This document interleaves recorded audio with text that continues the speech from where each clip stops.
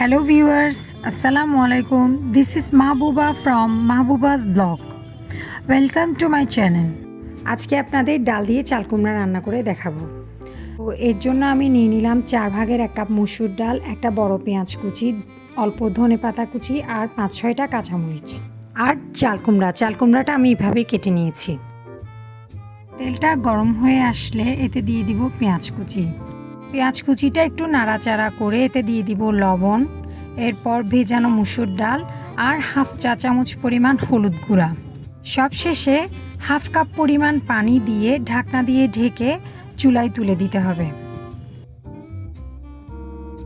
একটা বলক উঠে আসলে ঢাকনাটা খুলে এতে মিশিয়ে দিব কেটে রাখা চাল কুমড়া। ভিউয়ার্স, ডাল জাতীয় যে কোনো তরকারি রান্নার ক্ষেত্রে অথবা শুধুমাত্র ডাল রান্নার ক্ষেত্রে একটা ব্যাপার লক্ষ্য রাখতে হয়, আর সেটা হচ্ছে ডালটা ফেনা চলে যায় মতো ভালোভাবে ধুয়ে নিতে হবে। আর এটা করলে হয় কি, তরকারিটা সহজে নষ্ট হয় না।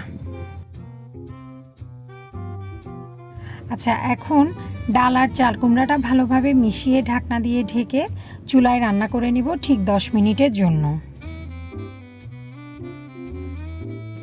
আপনারা চাইলে একটা টমেটো মিশিয়ে দিতে পারেন।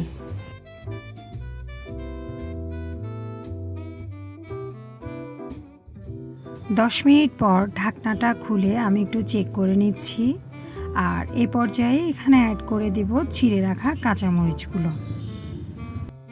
এবার আবারও ঢাকনা দিয়ে ঢেকে ঠিক 5 মিনিটের জন্য চুলায় রান্না করে নেব।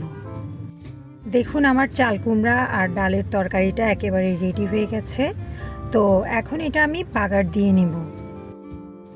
দেখুন, আমি একটা চাল কুমড়া নিয়ে একটু কেটে দেখাচ্ছি চামচের সাহায্যে। তো এই পর্যায়ে আমি ধনেপাতা দিয়ে দিব। এখন একটা প্যানে নিয়ে নেব সামান্য তেল, আর এতে একটা পেঁয়াজ কুচি করে দিয়ে দিব, আর এটা বেরেস্তা করে নিব।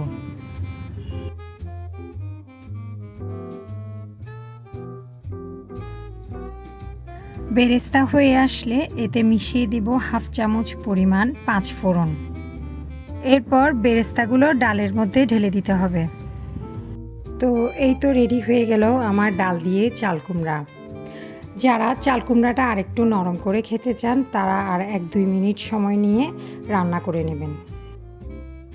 ভিউয়ার্স, আমার চ্যানেলটা যেহেতু নতুন, আশা করব লাইক, শেয়ার এবং সাবস্ক্রাইব করে অবশ্যই আমার পাশে থাকবেন। ধন্যবাদ।